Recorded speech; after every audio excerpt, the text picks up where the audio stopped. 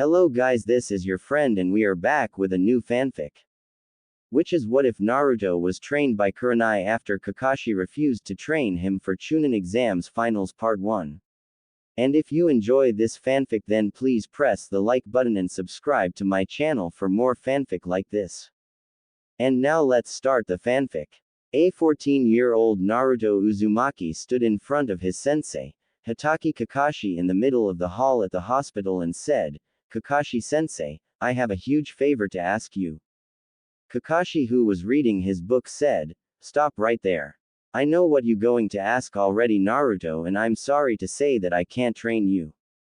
Naruto eyes widened and he said, What? But. Kakashi said, I have other matters to attend to, but I have been searching for someone who can to train you who would do a better job than I could.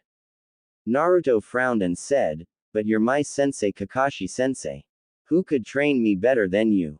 A voice from behind Naruto said, Well, I don't know if I could do it better than Kakashi could teach you, but I wouldn't mind training you.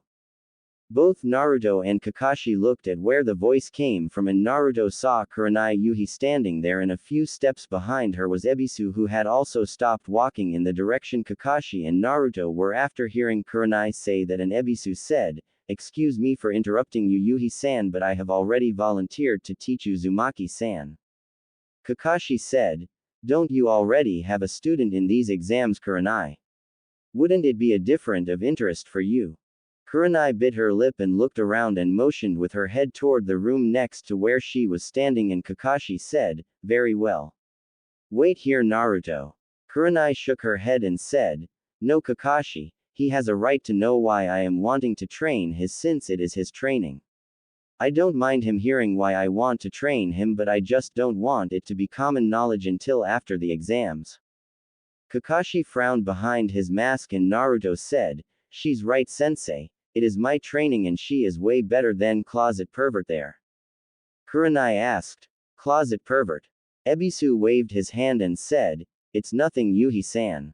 Kakashi said, Well, if you insist, then let's hear why you want to train Naruto and in what, as he motioned toward the room. Once everyone was in the room with the door closed, all eyes turned to Kurenai, who took a deep breath and said, First, the reason I am not training Shino is his father has decided to train him in his clan jutsu for the exams. Kiba is also going to be training with his mother and sister during this month as well, since Hinata won't be able to train for the next 6 weeks. Now that leaves me free until after the exams, but that doesn't explain why I want to train Naruto. Kurenai took a moment to gather her thoughts and said, The reason I wish to train Naruto is I fear for the life of my student Hinata. Naruto asked, Hinata, is she going to be okay? Is it because of that jerk Neji? And Kurenai said, It's not Neji, at least not directly. You see, Neji is a member of the branch family of the Hyuga clan and Hinata is the main branch. I have reason to suspect that since Hinata is not what the main branch wishes she was for the heiress of the Hyuga clan, that they will use her defeat to Neji as an excuse to put her in the branch house and will put the cage bird seal on her, which at her age could kill her. They can't touch her until after the exams though, because she is under medical care right now due to the damage to her heart from Neji attack. That is the first reason I wish to train Naruto. Naruto asked, What's the cage bird seal? Kurenai said, It's basically a slavery seal. It's supposed to protect the Hyuga clan from having their bloodline stolen, but the main house uses it to control the branch house. They make a single hand sign and cause a person who has the seal to feel extreme pain or even die from it. Naruto frowned and asked, How does you training me help Hinata? Kurenai said, I can train you to defeat Neji.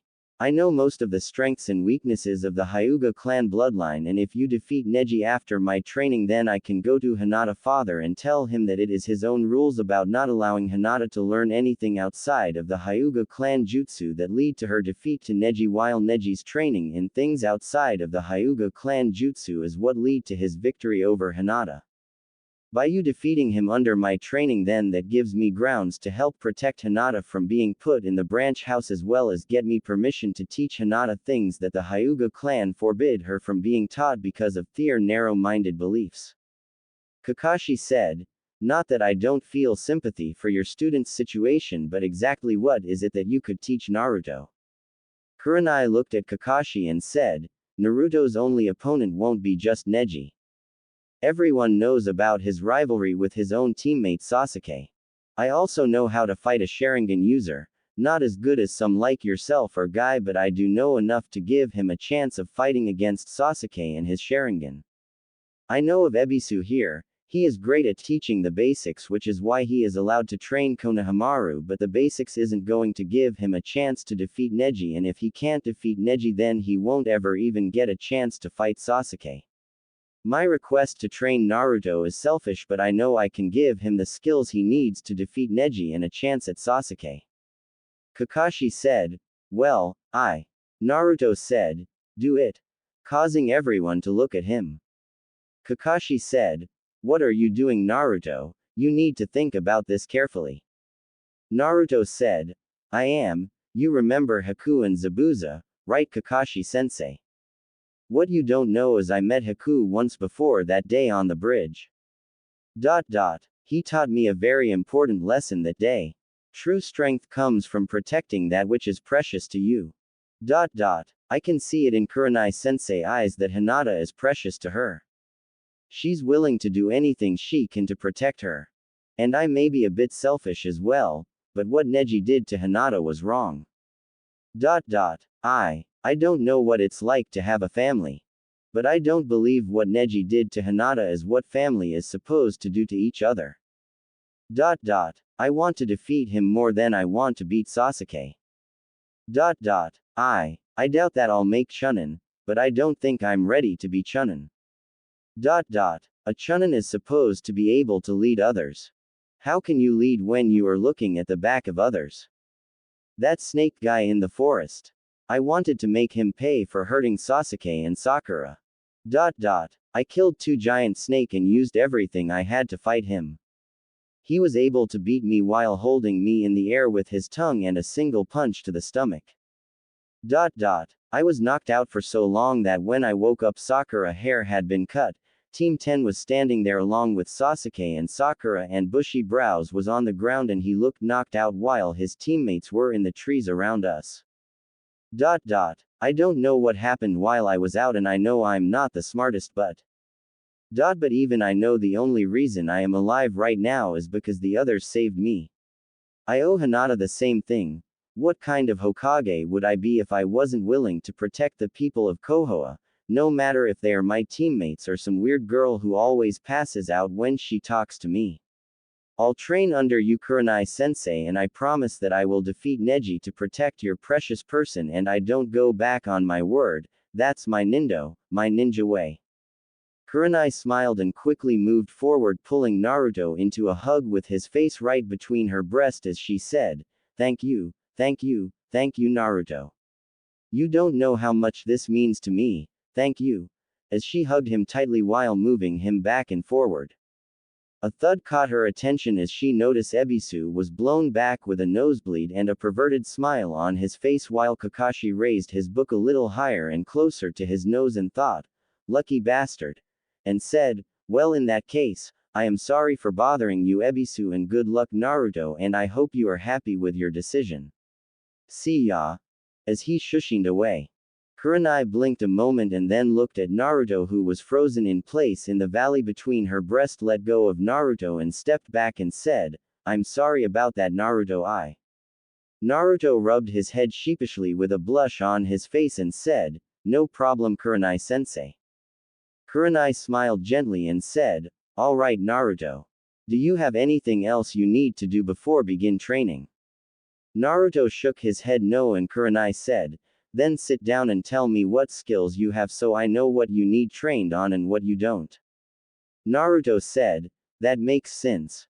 I know the Kujbunshin no Jutsu, Henge, Replacement, Cloak of Invisibility, my sexy no Jutsu, Harem Jutsu. I also know the tree climbing exercise Kakashi-sensei taught us in Wave Country. Kurenai, who had a gentle smile on her face as Naruto started to speak, slowly pursed her lips and said, is that it? Naruto rubbed the back of his head and said, yeah, with a sheepish grin. Kurenai said, Did Kakashi teach you anything else or try to teach you anything else? Naruto said, just teamwork. With a shrug. Kurenai frowned and said, I see, well we got our work cut out for us and only a month to get ready. Do you know where training ground 32 is? Naruto blinked a moment and said, yeah, that's the one by the waterfall that flows into the Kuroku Lake. We had to get trash out of that stream. Why? Kurenai said, good, you know where I want you to go already. Meet me at the bottom of that waterfall in 1 hour and bring all your camping supplies and ninja equipment as well as all your cloths as well. Naruto frowned and said, why? Kurenai said, because to keep your training a secret you're not going to leave that area until your training is complete. I'm going to put you through hell during your training and force you past your breaking point in order for you to come out stronger than ever. Now go, you only got 56 minutes left to get ready. Naruto's eyes widened and he quickly left the room and Kurenai growled a moment before she looked at the tag she pulled off of Naruto's jacket and shushined away. After going to his apartment and grabbing all his ninja equipment and his cloths, Naruto had shoved them in his backpack and heading toward Ikiruka ramen stand to get some ramen. Naruto made it to the location Kurenai had told him to meet her and looked around and said, I guess I beat her here. A voice from behind him said, you guess wrong. Startling Naruto as he jumped to his feet and turned and saw a shimmer in the air and saw Kurenai standing there with her arms crossed and said, you're late. Naruto was wide-eyed and said, that was cool, are you going to teach me that? Kurenai said, I don't know yet. What good is me teaching you something if you don't know how to defend against it? You must know yourself before you can know your enemy. Naruto looked confused and Kurenai said, is that all your cloths and ninja supplies?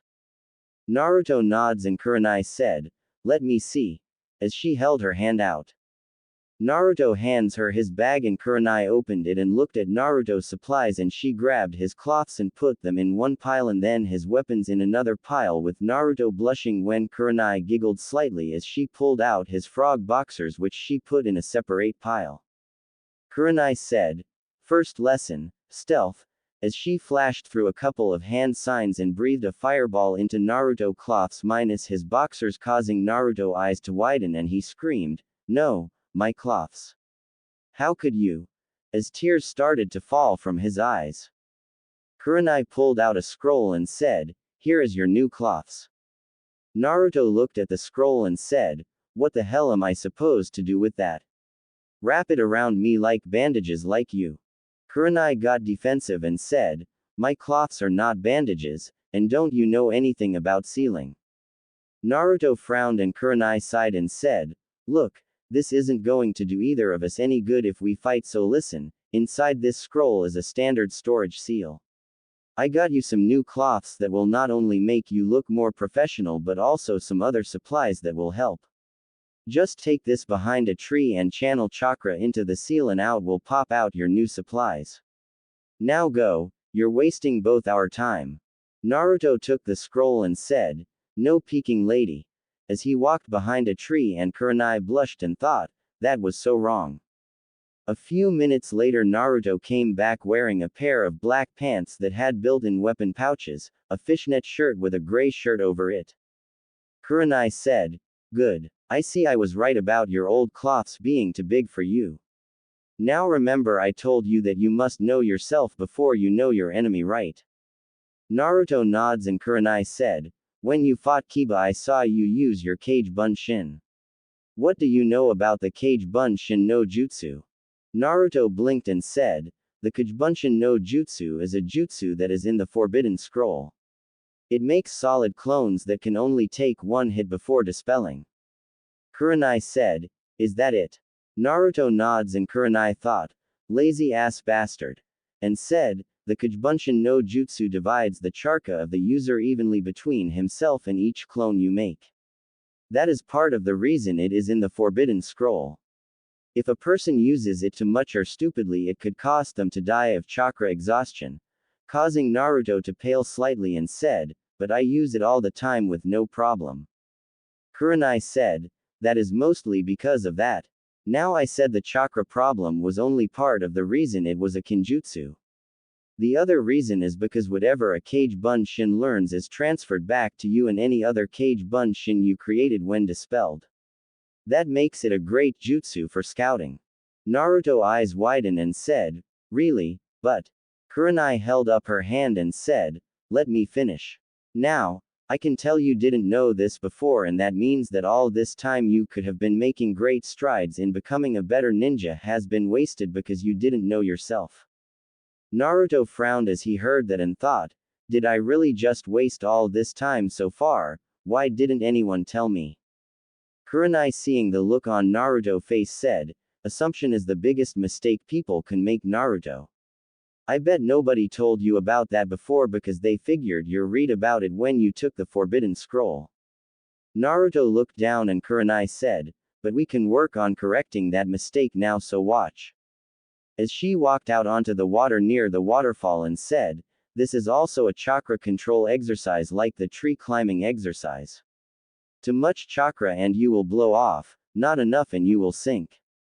What I want you to do is use what you think is half your chakra to make as many Kajibunshins as you can and have them begin to practice this exercise. Stop. Causing Naruto to stop before he could finish putting his hands together. Kurenai said, wait until I finish speaking before you make them. Now your Kage Bunshin will know what you know, so when you make them already have your plan in your head. What I want them to do is form a line before trying this exercise. I want them to start with trying only one foot first while keeping one on dry land. Once they can stand on the foot on the water without sinking, then the first clone to actually do it is to dispel, so the other clones will learn what he knew as well as you. Then they are to try with both feet. Again, when the first clone to stand on both feet without falling can do it, he is to dispel. After that, then I want them to practice walking across this stream. The first clone to walk across the stream and back again 10 times without falling is to dispel. After that, I want the Kage Bunshins to grab a leaf and try to do this. As she put a leaf on her left hand and start to channel chakra, causing the leaf to float. Naruto was wide-eyed and Kurenai said, this is the leaf floating exercise. Too much chakra and the leaf will blow off, not enough and it won't move. When a clone can get it to float above your hand for 10 seconds, he is to dispel. Then the clones are to try and keep it there for 1 minute. After they can keep it there for a minute, that one is to dispel, and then the clones are to try the other hand, same rules for 10 seconds and then 1 minute. After that, both hands, 10 seconds, then a minute. After that, the clones are to try tree climbing with one leaf in one hand up and down the tree 10 times while floating the leaf. Then the other hand 10 times before floating the leaf, then both hands for 10 times. After that, same thing on water with one leaf on one hand for 10 times across and back, and then one leaf on the other hand 10 times across and back. After that, then I want any clones that are remaining to try to run up this waterfall using chakra one at a time until they're all gone. I don't expect you to get this done today, but I do expect you to have it done before the end of the week.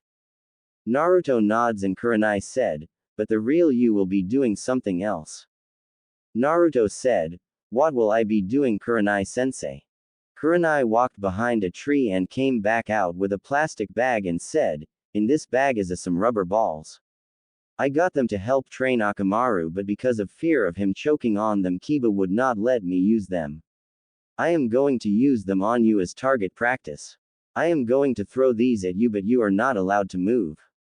Naruto's eyes widened and he started to say something when Kurenai said, no arguing. You are not allowed to move because you are going to be using the replacement jutsu to move yourself. I have 100 balls and will be throwing them at my full strength. If one hits you, then you will first have to collect each of the balls and then do one sit-up and one push-up for however many balls are still in the bag before starting all over again with dodging. We will do this until you can dodge the entire bag of balls. Now create your Kage Bunshins, it's time to train. Naruto nods and put his hands together and said, Kage Bunshin no Jutsu. Kurenai's eyes widened as nearly 200 Kage Bunshin appeared and thought, holy shit, how much chakra does he have? Shaking herself out of her though Kurenai saw the clones were starting to practice and she smirked before throwing a ball at Naruto nailing him in the nods and Kurenai said, 99 sit-ups and push-ups Naruto. Naruto grumbled as he rubbed his nose and began to do as told. Several hours later Naruto was groaning on the ground and Kurenai said, that's good for now Naruto. I'm surprised your clones are still going. Now I want you to gather firewood and I'll be back in an hour with food. Keep your clones going until they are all gone or out of chakra. You just rest after getting the wood though. See ya in an hour. By the way, good job so far. Naruto groaned and said, why is it always my nose? As he stood up slowly. Kurenai giggled and walked over and said, because your body is sore enough already from first your battle with Kiba this morning and using so much chakra, but here, this will make it feel better. I'm proud of you.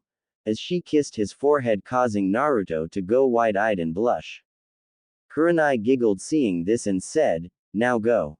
If you got time to blush you got time to train. As she shushined away. Naruto stood standing there for several minutes until the memory of one of his clones returned to him and he shook his head and began to gather firewood. When Kurenai returned she saw Naruto had started a fire already and was sitting by it and she saw the Kajbunshin had dropped drastically in numbers since she had left and thought, they must be running out of chakra finally. Naruto who was looking at the fire asked in a soft voice, why did you kiss me? Kurenai who was in thought judging Naruto clones blinked and said, what was that? I didn't catch it. Naruto still looking into the fire asked, why did you kiss me? Kurenai said, just a friendly gesture as thanks and gratitude for all the hard work you have been doing today and for helping me to protect my student. Naruto said, oh. Softly.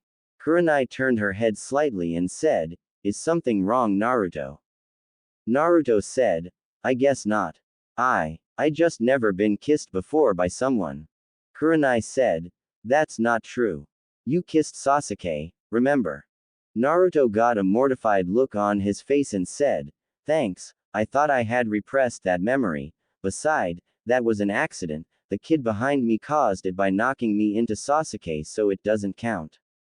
Kurenai said, well don't worry about it. That kiss I gave you was just a simple gesture of gratitude, nothing more.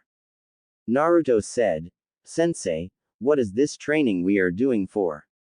I mean, what good is it going to do me against Neji? Kurenai unsealed 2 takeout plates from a scroll and said, I guess that's a fair question.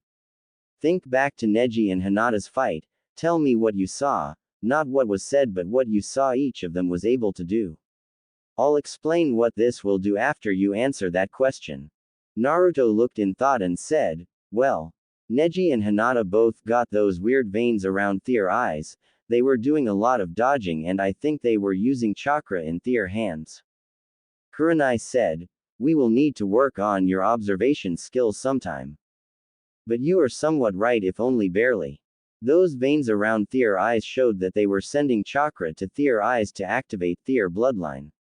When they activate their bloodline they can see nearly everything around them and can see longer distances and can also see through things including the human body so they can see the chakra inside a person body.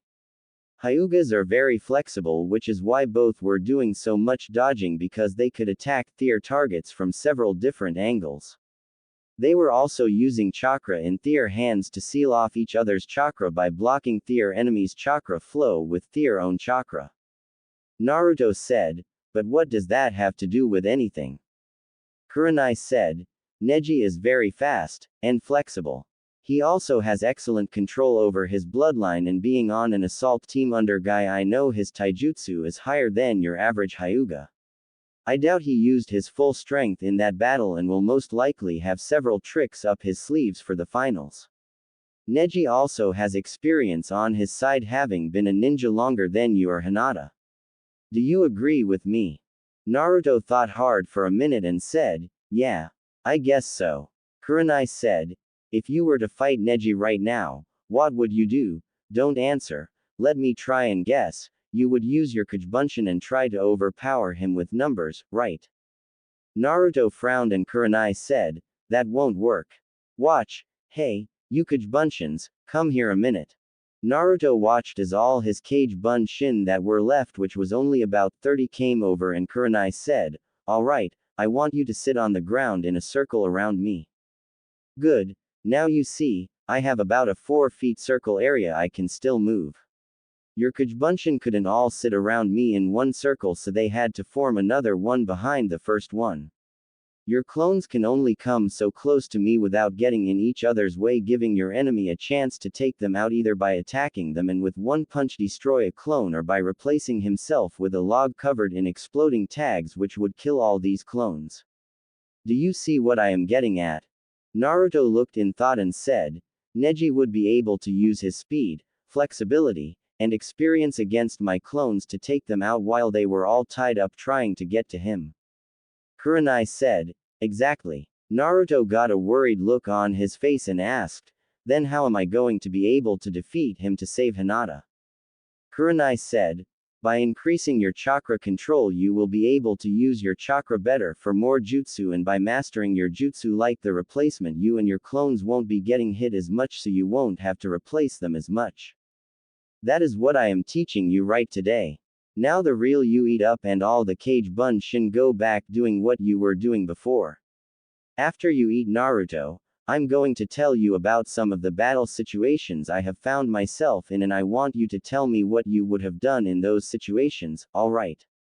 Naruto said, hi sensei. As he took the plate from her and began to eat while the Bunshin went back to training. After Naruto finished eating he said, sensei, I think there is something wrong with my chakra. Kurenai asked, what do you mean? Naruto said, well, one of my Bunshin decided to get ahead of the others and tried to do the tree climbing with the leaf floating while the others are trying to get water walking with both leaves, and well, it was like I never even done the tree climbing exercise before, even though I learned to get up the tree in wave. Kurenai frowned and looked in thought and said, Naruto, how often do you practice the tree climbing exercise since you first learned it? Naruto frowned and said, none. Why? Kurenai said, Naruto, for normal ninja, chakra control exercises should be done a couple of times a week. You though don't fall in that category. Naruto bit his lip and asked, do you hate me for Kyuubi? As he looked away nervously. Kurenai smiled gently and said, no Naruto. I saw the Kyuubi when it attacked and I can tell the difference between you and him. You are nothing like the fox. Naruto smiled a small smile and said, thanks Kurenai sensei. Kurenai said, your control could have just slipped from not practicing it enough to compensate for your reserves growing. You really should have at least 50 Bunshin every day, practice some form of chakra control for you to keep it in good shape. Did you finish the water walking exercise I told you clones to do? Naruto thought a moment and screamed, hey, sensei wanted us to do them in a CERTIAN order, no cheating, get back to work you bastards. The next morning Naruto woke up to a bucket of water being poured on his head, causing him to sputter and scream, what the hell sensei? Kurenai said, I have tried to wake you up for the last 10 minutes. Breakfast is ready. Naruto grumbled quietly to himself and grabbed the plate that Kurenai was offering and began to eat and said with his mouth full, what are we doing today? Kurenai frowned and said, first, don't talk with your mouth full, it's disgusting. Second, tell me what your clones got done yesterday. Naruto thought a moment and made sure his mouth was empty and said, they got the regular water walking down and got the leaf floating exercise down with both hands, but they tried to do the leaf floating with water walking or tree climbing and they didn't get more than a couple of feet before all dispelled or ran out of chakra. Kurenai said, then same as yesterday, create your Bunshins and have them practice on chakra control while you practice dodging my throws, but today instead of me standing in one spot throwing them at you I will be attacking from different locations.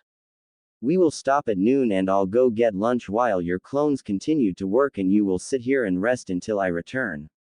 Naruto bit his lip and said, last night you didn't exactly tell me what exactly is this training going to do.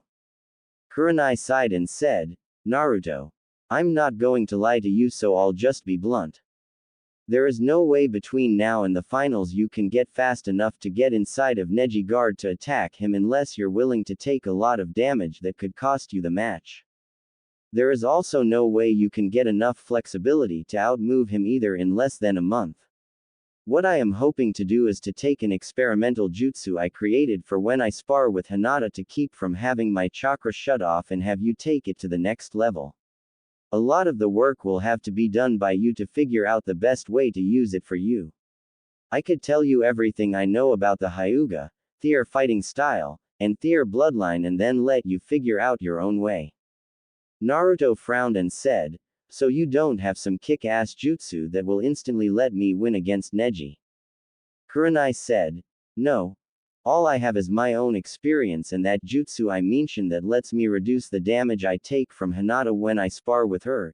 If you want to cancel our agreement and find you someone better, I'll understand. Naruto said, why would I do that? You have taught me more in a few hours than Kakashi-sensei has in 6 months. It would be cool if you had a one-hit code jutsu that would let me instantly win, but I learned a lot of things on that mission to Wave. Things are not what you always believe they are. An enemy today could be an ally tomorrow. Teamwork can overpower a stronger enemy. The most dangerous weapon a ninja has is Thier mind. Emos come in all sizes, and Senbon needles hurt like a bitch. Kurenai laughed at the last one and said, sounds like that mission was very interesting. Naruto smiled softly and said, yeah, hey, sensei. I got a question. Kurenai said, I hope I can answer it for you. What is it? Naruto said, well, Iruka-sensei was always yelling at me about my sexy no jutsu. Kurenai pursed her lips and said, I can understand why. That henge is degrading to women. Naruto frowned and said, but it's not a henge. Kurenai blinked and said, what do you mean? Naruto said, well, I got an idea in the middle of battle with Zabuza.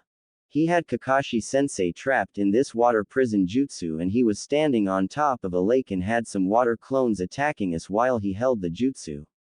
I got the idea that if I could get close to him then I could free Kakashi-sensei, but since I couldn't walk on water like he could, I got the idea of flying over the water, so I created a couple of cage bunshins to help distract everyone and I used my sexy no jutsu, but instead of imagining myself as a woman I imagined myself as a demon windmill shuriken and had my cage bunshin toss me to Sasuke, who actually threw me at Zabuza, who jumped over me, and once I passed him I released the jutsu and threw a kunai at his back, forcing him to defend himself and freed Kakashi-sensei. A henge isn't real, so how is it that Sasuke was able to throw me as a shuriken?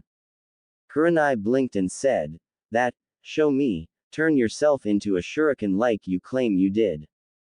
Naruto put his hands together and was covered in smoke, and when it cleared, a demon windmill shuriken floated in the air a moment before falling to the ground with a thud. Kurenai's eyes widened and she bit her lip and put her hands together and said, release, before she walked over and picked up the shuriken. Tapping it a moment, she ran her finger along the edge and winced a moment as she cut her finger. Naruto released the jutsu and said, are you alright, sensei? I'm sorry, I didn't mean to cut you. In a worried tone. Kurenai said, that was amazing, Naruto. You said that is basically your sexy no jutsu. Naruto nods and Kurenai said, I wonder if it could be a bloodline. Naruto said, no, I taught it to Konohamaru to help him knock out that closet pervert Ebisu. Kurenai frowned and said, well, don't teach it to anyone else. That jutsu with the GHT, hey Naruto. I just got a crazy idea. Create your cage bunshin and have them start training in chakra control and then use that jutsu to change into someone you met not from Konoha and not a ninja. You and I are going to see Hinata. Naruto said, why can't I go like I am? Kurenai said, 3 reasons. The first is your training is supposed to be secret, the second reason is to see how long you can hold that jutsu, and the final reason is to see if anyone can tell it's not real or figure out how to dispel it as we walk through town. Naruto asked, but why do I need to see Hinata? I mean, shouldn't I be training also? Kurenai said, well, Hinata might appreciate seeing you come and wish her a quick recovery, plus I want Hinata to try and use her bloodline to test my theory. Naruto shrugs and put his hands together, and when it cleared there stood Tazuna, who said, call me Tazuna. I'm the bridge builder who was the client for Team 7 to wave. Kurenai nods and both began to head to town. 20 minutes later, as they approached the hospital, Sakura came out of the hospital looking down, but when she saw Kurenai and Tazuna she said, hello Tazuna, what are you doing here? I thought you would be in wave with Tsunami and Inari. Tazuna said, Tsunami been jumping all over me about drinking so much at my age, and I promised her that I would come get a checkup from a doctor here in Konoha while I came to thank the Hokage for the great work that you and your team did protecting me and saving my country. So where is the other two, Sakura? Sakura said, I don't know. The nurse told me that Kakashi-sensei checked Sasuke out and I haven't seen Naruto yet. Tazuna said, well, if you see them tell them I said hello. This lovely lady here was kind enough to show me around so I can return home quicker. Shall we go, Kurenai-san? Kurenai, who was watching the exchange, said, yes, let's go, Tazuna-san. It was good seeing you again, Sakura. Sakura said, you also, Kurenai-sensei. Hey, by the way, how is Hinata doing? Kurenai said, she was resting when I checked on her last night. I was going to check on her while Tazuna took care of his business.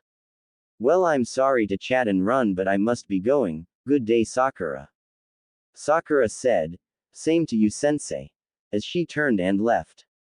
Once she was gone, Kurenai said, I must say you could make a very good infiltration expert, Naruto. What's wrong? As she saw Tazuna had a scowl on his face. Tazuna said, Kakashi-sensei, he abandoned me so he could train Sasuke privately.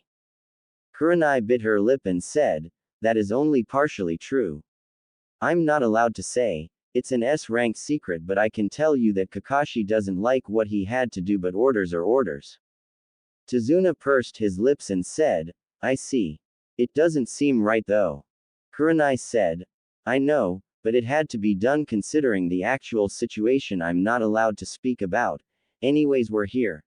As she knocked before slowly opening the door and saw Hinata asleep and blinked as there was another person in the room and said, Hiyashi-sama, I'm not disturbing, am I? Hiyashi Hyuga looked up at Kurenai and said, no. I was just leaving. As he stood up and began to leave. As he got to the door he saw Tazuna and said, who are you and what are you doing here? As he activated his bloodline.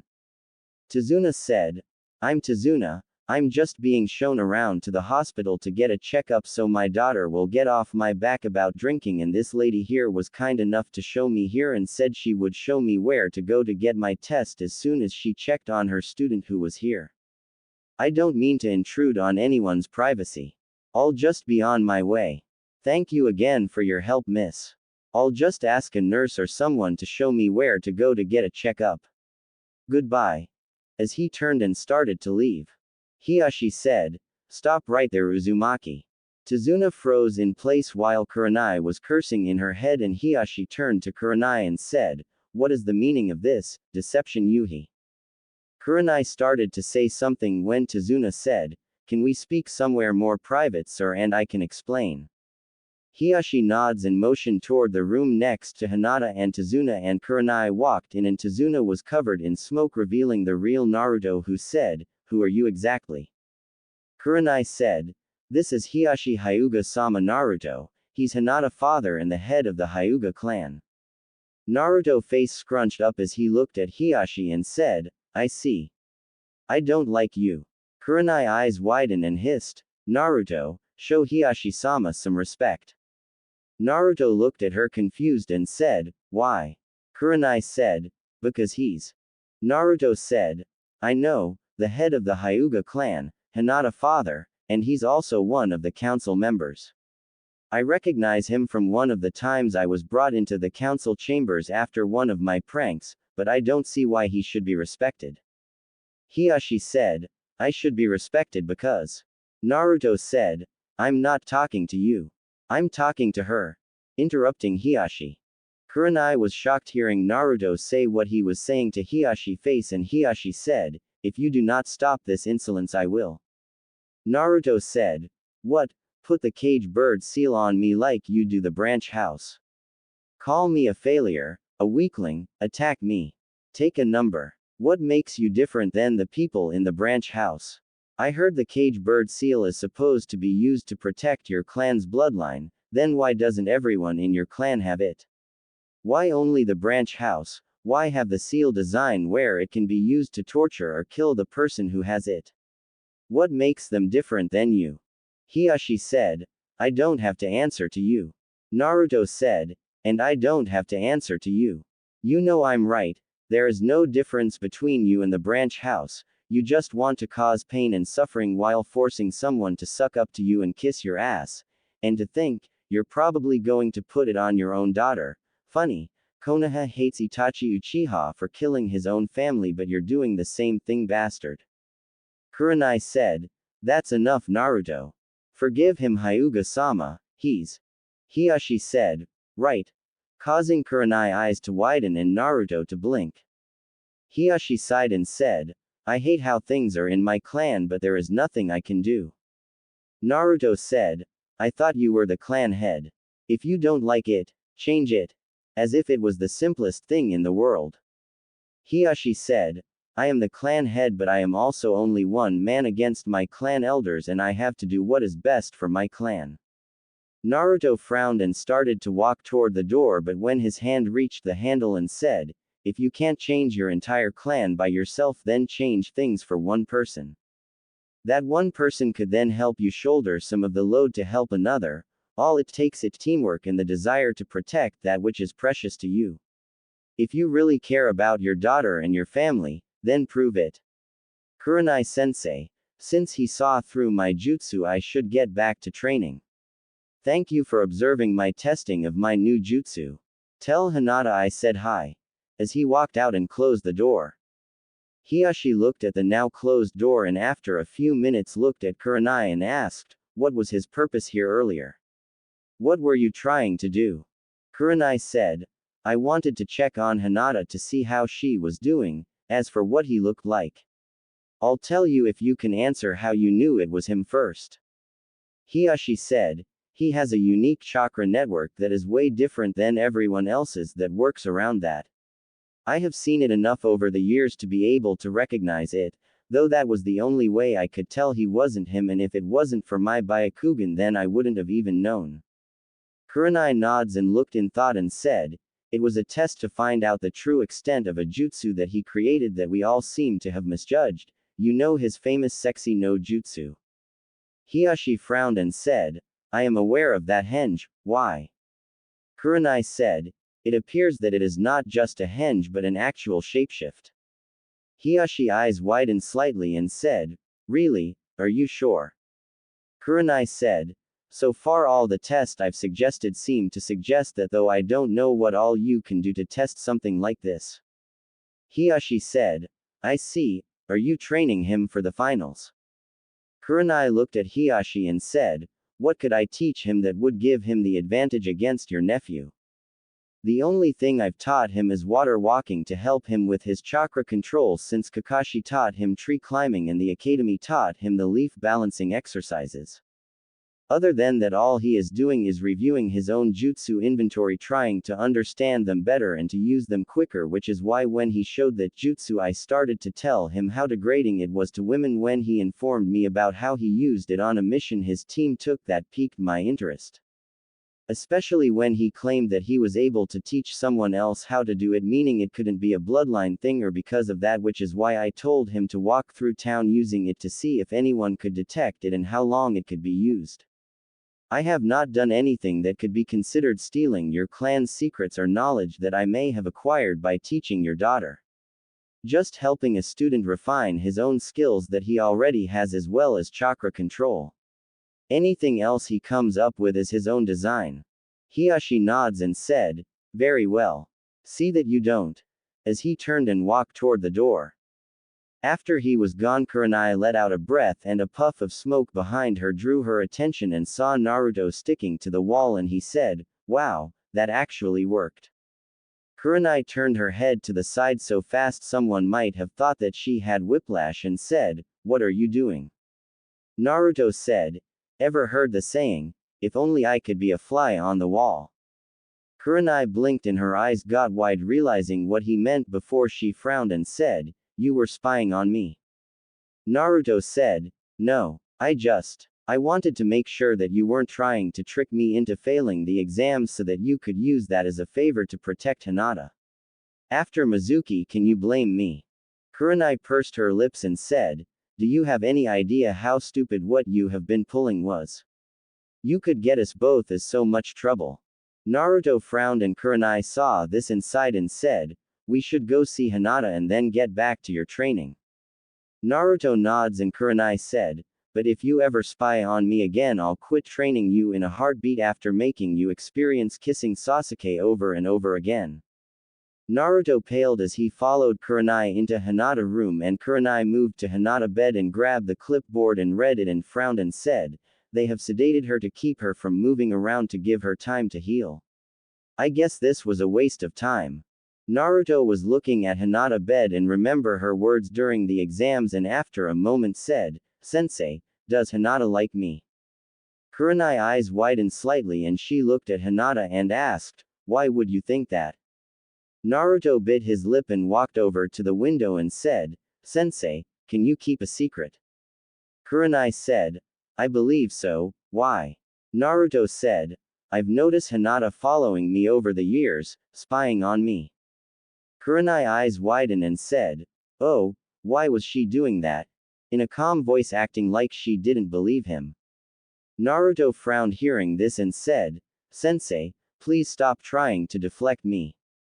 You know something and I can understand that you don't want to tell me but I'm confused." Kurenai sighed and said, "I can't tell you if she does or doesn't Naruto. I won't betray your trust like I won't betray hers, but if what you said is true and you have seen her following you over the years, why have you never talked to her about it?" Naruto looked down and said, "At first, I thought that she was spying on me to rat me out for my pranks. I was pulling her to figure out how I was doing my pranks to do something herself and get me in trouble for her actions considering how fast I was caught or blamed when I was younger." Kurenai thought, "Well, I guess I could see where he thought that." And said, "You said it first. What changed?"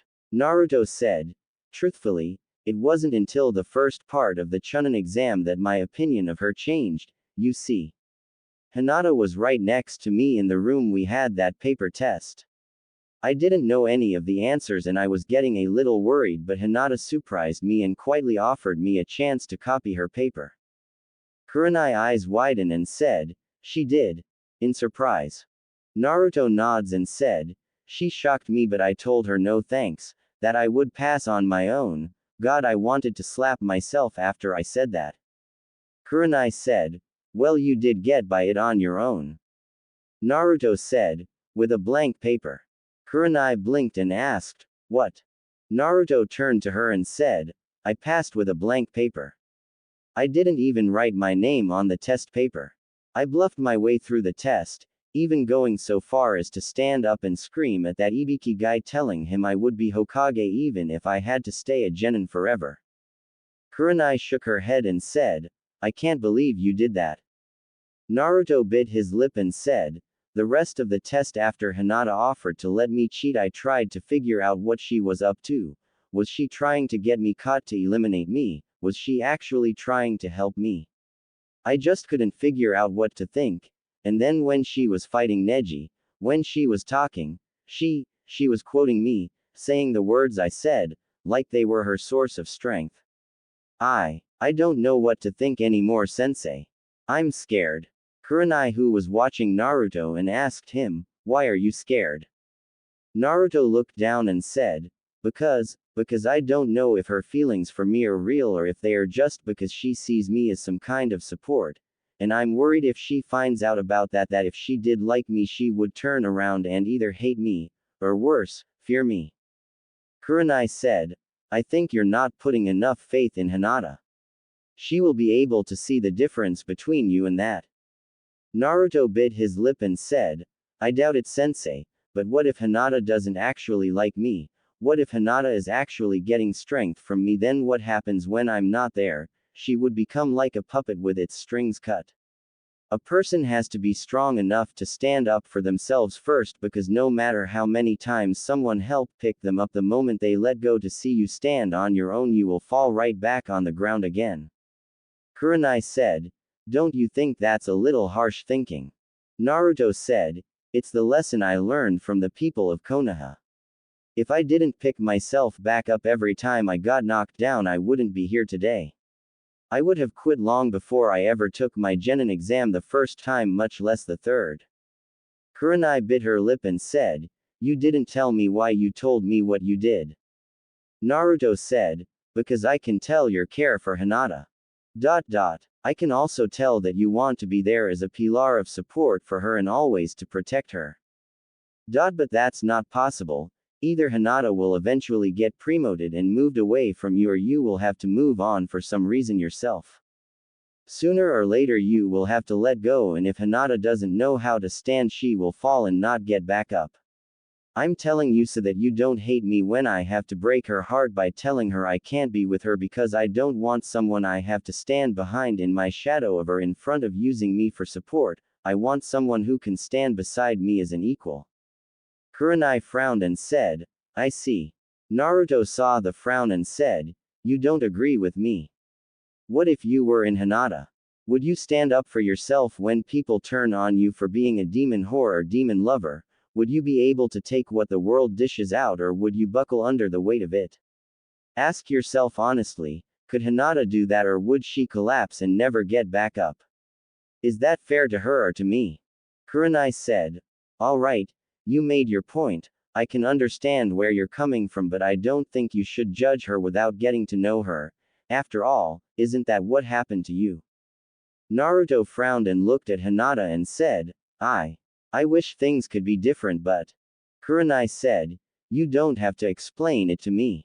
I'm not the one who has to live with your decisions." Naruto said, "Maybe I should go. I'll go work on my chakra control until you show back up." Kurenai said, "No, let your clones do that. You need to work on your body conditioning a little bit. Get in the water in the stream below the waterfall and start practicing your punches and kicks and jumps against the water. It's called resistance training, and it works on toning muscles as well as increasing strength and power without sacrificing flexibility. If your Kage Bunshin are able to complete all the Charka exercises, then switch the leaf for a small stone and repeat the process, going with getting more and more heavier things. I also want you to create 100 Kage Bunshin and have them try and hit you with the rubber ball one at a time. I want you to replace yourself with a Kage Bunshin that doesn't have a ball so that it takes the hit. When you are resting from resistance training, I've got something I've got to look into for the next few days, so your training will be your own until I can meet you. I want, when we meet again, for you to show me your improvement in using replacement as well as your chakra control and physical training. I also want you to come up with at least 5 complete battle strategies that can be used in battle against each person still in the exams with the current knowledge and skills you have. You're not going to be handed a victory on a silver platter, you're going to have to earn it." Naruto nods and said, "Is there anything else, Kurenai-sensei?" Kurenai thought a moment and then took a look at Hinata and said, "Know yourself, Naruto. I want you to explore every possibility you can with all the jutsu you know." Naruto nods and Kurenai watched him leave and sighed to herself. Naruto, after leaving the hospital, frowned and thought, "Maybe you're right, sensei, but I just don't want to be hurt by those who are supposed to love me. It scares me. Could my parents have been like Haku's dad? Could they have hated me for the Kyuubi and abandoned me? That's why I don't ask Gigi who they are now that I know about Kyuubi."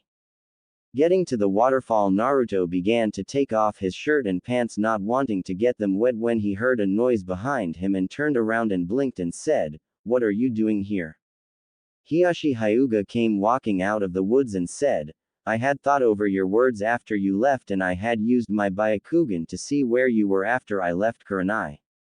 I was surprised to hear the maturity of your words that you spoke to her about in my daughter's room.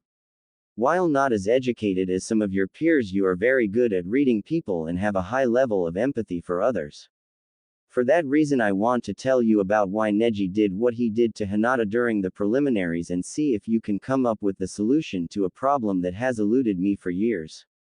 Do you have time to listen to my story? Naruto looked at Hiashi and after a moment nods his head slowly. Hiashi, seeing the nod, said, "It starts back when I was born. You see, Neji's father was my twin brother. Since I was born first, I was placed in the main house while my brother was placed in the branch house. The firstborn child of the main branch is always placed in the main house while any others become the branch house." Naruto said, "So the only difference between the two houses is which is born first. That's stupid."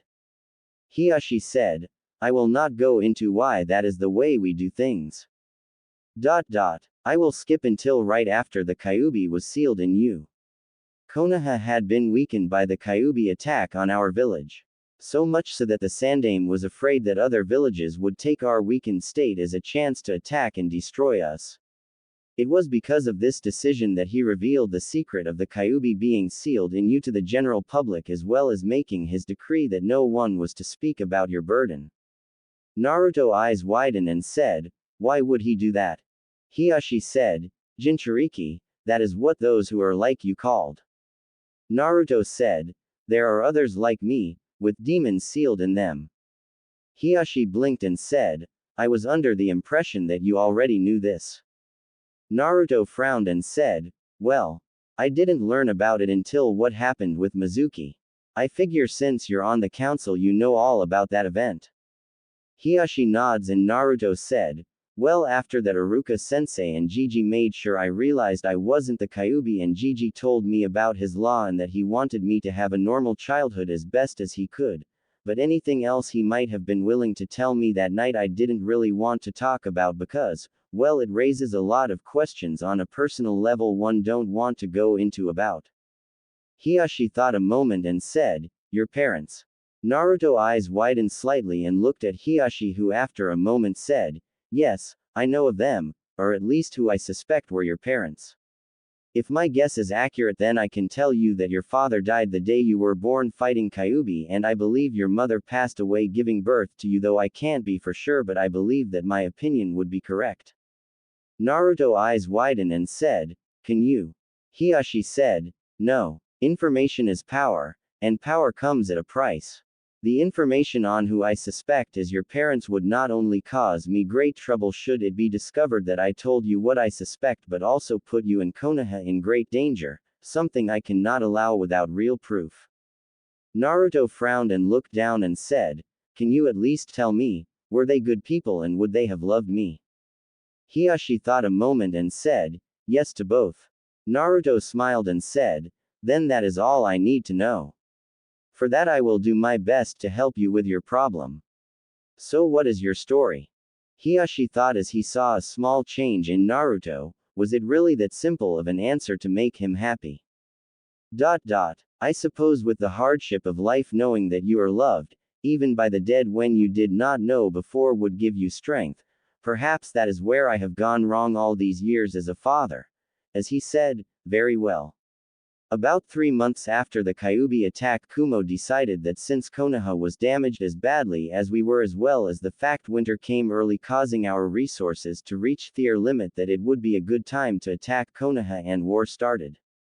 Naruto was listening said, "So my sacrifice was for nothing then?" Hiashi said, "No, your sacrifice saved Konoha, because without the delay you gave us then Konoha would have been destroyed and more villages would have attacked us besides Kumo." Naruto sighed and said, "Then I guess I can accept that." Hiashi said, "I will skip until Hinata's 3rd birthday. Kumo had declared they wished to end the war and sent several ninja as well as one of their top chunin to come sign the peace treaty. It was a day of great joy in the village, but the Hyuga clan did not go because, as I said, it was Hinata's 3rd birthday. That night a masked individual broke into our clan compound and kidnapped Hinata. As he was making his escape with her, I discovered him and killed him to rescue my daughter. The masked kidnapper was the Kumo Junin who signed the peace treaty. Naruto's eyes had widened as he heard this, and Hiashi said, Kumo said that Konoha did not want peace and only wanted a chance to kill one of their top ninja and wanted the head of the man who killed their Junin, me. Naruto asked, but what does this have to do with anything? Hiashi said, my brother, he was killed in my place since he was my identical twin. He was Neji's father. Naruto thought a moment and said, so Neji blames Hinata for his father's death because his dad took your place, that is why he did what he did in the exams. Hiashi nods and Naruto said, Neji a fucking idiot. Hiashi eyes widen and said, how dare you say that? Naruto interrupted him and said, blames an innocent 3-year-old girl who could not defend herself against a Junin-level enemy ninja. No offense Hiashi, but I can't respect Neji or feel sympathy for him because if I did then that would be like me saying that it's alright for me to kill everyone in Konoha who made my life bad because of the Kyuubi.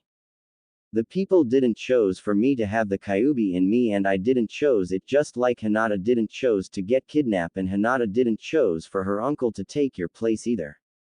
What Neji did was a disgrace to everything I believe in and what I believe all the Hokage believed in. Hinata was not only a fellow Konoha ninja, she was also his family. My sensei says those who don't follow the rules are trash, but those who abandon their comrades are worse than trash. I also believe that true strength comes from protecting that which is precious to you, and I believe that family is the most precious thing there is. The people of Konoha are family, and as ninja of Konoha we are tasked with protecting them with everything we have. Neji is a disgrace in my eyes. I will not only kick his ass, but I'm going to show him exactly how wrong he is. Hiashi pursed his lips as his face went neutral and said, goodbye, as he turned and left. After Hiashi left, Naruto turned to go back to the river to begin training when a female voice said, you know, I think that was the most emotional I have ever seen him. Naruto turned to his right and saw Kurenai standing on a tree limb, and Naruto said, how long have you been there, sensei? Kurenai said, long enough. Naruto, I know you believe that if you believe in yourself that anything is possible. And you have enough conviction to make others believe in you also. But if you don't have the skills to back up your beliefs and convictions, then you will end up looking like a fool. Have you thought about how you're going to pull off not only a victory against Neji, but now you go and claim you're going to show him the error of his way? Something his uncle, clan head, couldn't even do. I don't know if you realize it, but you're putting your dream of one day becoming Hokage on the line here. If you fail to keep your word to Hiashi now, then how will he be able to trust you if you ever get the chance to become Hokage? Every action has a reaction, Naruto. You need to realize that, or you will get caught in a trap and die or cost yourself and your teammates their lives. Naruto frowned and looked down, and Kurenai said, I'm sorry Naruto, I shouldn't be so hard on you, but. Naruto said, no, you're right. I know I'm an idiot, sensei. I make a lot of mistakes, but I don't know how to do things any other way than the way I do, as he still was looking down. Kurenai bit her lip and said, Naruto, how hard are you willing to work to have people actually look up to you as a possible Hokage one day? Naruto looked up at Kurenai directly into her eyes and said, I'll die to reach my goal. Kurenai looked for any sign of doubt and found only conviction and said, I had came back to check on you one last time before I started doing what I got to go do. But if that is the way you feel, then the current training isn't going to be enough. I'm going to call in a couple of favors from a couple of friends. You are going to hate me by the end of this month, but you will be thankful as well. Now get back to training like I told you, and when I return I won't be alone. And Naruto, keep your cloths on. The cloths while wet will make you weigh more and help add to your resistance training. Naruto swallowed as he saw the look on Kurenai's face and thought, what have I gotten myself into? Time skip, day of the finals. Naruto stood in front of a mirror in his apartment and thought, let's see what the world thinks of the Yurei no Konoha, ghost of Konoha, before he disappeared in a swirl of leaves. The Chunin exam stadium was full of people waiting for the exams to begin. Down below in the stadium all the competitors were there except Dosu, Sasuke, and Naruto.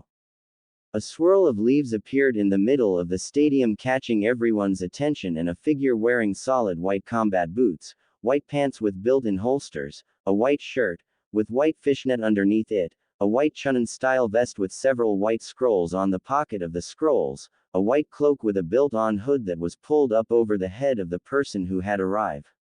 Murmurs broke out in the crowd as everyone saw the figure arrive, including the Sandaime Hokage and the Yondaime Kazekage.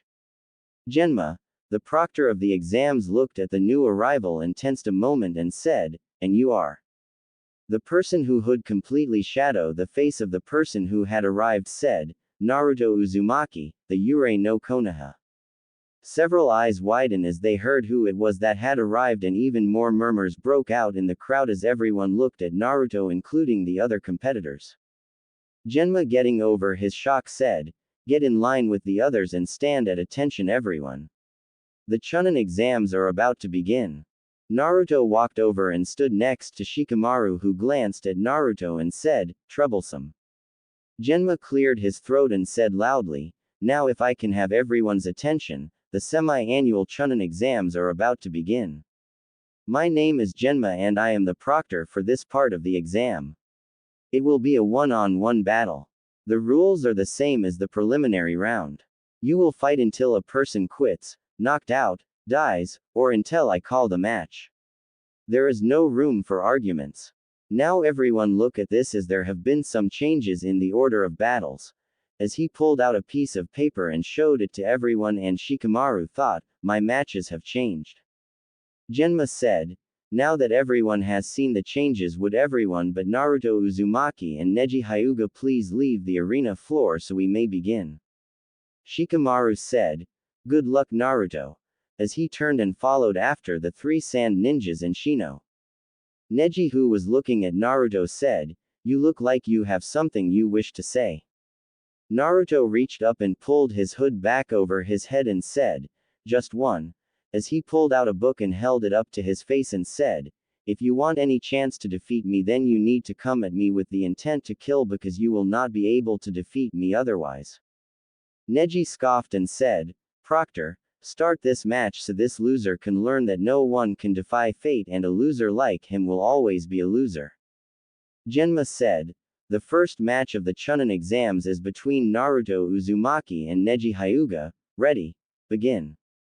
Neji activated his bloodline and said, "Prepare to lose."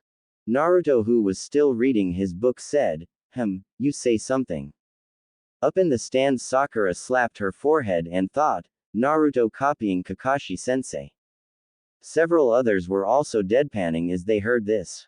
Neji activated his Byakugan and began to charge toward Naruto, but when he got within 15 feet of Naruto, a small explosion detonated right in front of Neji, causing Neji to stumble and scream out in pain and shock. Naruto, who was still reading his book, said, "Lesson 1. Observation. A ninja must always look at their surroundings to figure out the best way to use them should they be attacked, as well as for any possible signs of a trap or deception." Neji looked at his left knee and saw it was burned slightly while his pants took most of the explosion, and Neji said, "I see, your act was to distract me from the exploding tag you must have set prior to the exam starting." Naruto said, "Nope. Before I shushined inside the stadium earlier, I have never in any way, shape or form ever set foot in this stadium. That also was not an exploding tag." Neji stood up slowly and tested his weight on his left leg and said, "Then if it was not an exploding tag, then what was it?" Naruto smirked and lowered his book and said, "Now why would I want to explain that to you?" As he closed his book and tossed it away from him on the ground and reached into his weapon pouch and pulled out a Senbon needle and said, "Uzumaki Ultimate Secret Jutsu, 2000 Years of Pain," as he threw the Senbon needle in the air straight up. Neji, who had activated his Byakugan, was facing toward Naruto and was watching Naruto and the needle in the same time when all of a sudden the needle was covered in smoke. Half a second later, Neji screamed in pain as he was felt something stab him in his left ass cheek from behind.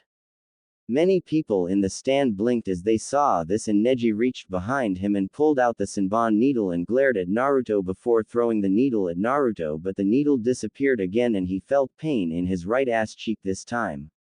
Pulling out the needle, he glared at Naruto and said, "I figure out your trick. You are using your chakra to direct this needle. My eyes see everything and can see the chakra in it.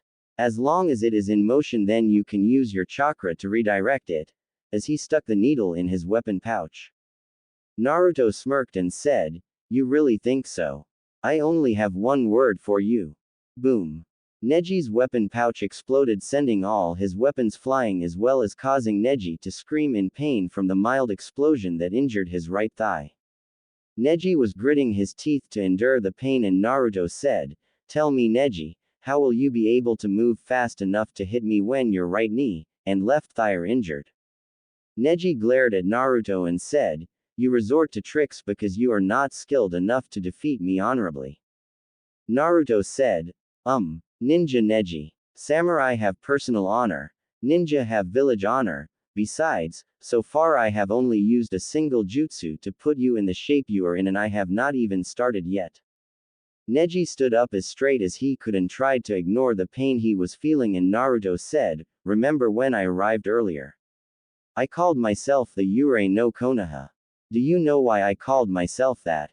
Neji said nothing as he activated his bloodline, and Naruto said, "Let's find out." As he charged at Neji, and Neji got into a taijutsu stance, and when Naruto was in range, Neji shoved his hands forward to hit Naruto, but to Neji and everyone else's shock, the blow went right through Naruto, who kept moving, and Neji thought, "Bunshin no jutsu." Right before Naruto, who went completely through Neji body, stopped and stabbed Neji in both shoulders with kunais, causing Neji to scream out in pain and shocking everyone in the stands. Turning, Neji threw a palm thrust at Naruto, which went through Naruto body, but Naruto threw a punch while Neji hand was in him, and the punch sent Neji flying backwards. Everyone was wide-eyed, and Naruto said, "The reason I call myself the Ghost of Konoha is because over the month break I created a new jutsu I call Ghost Phase.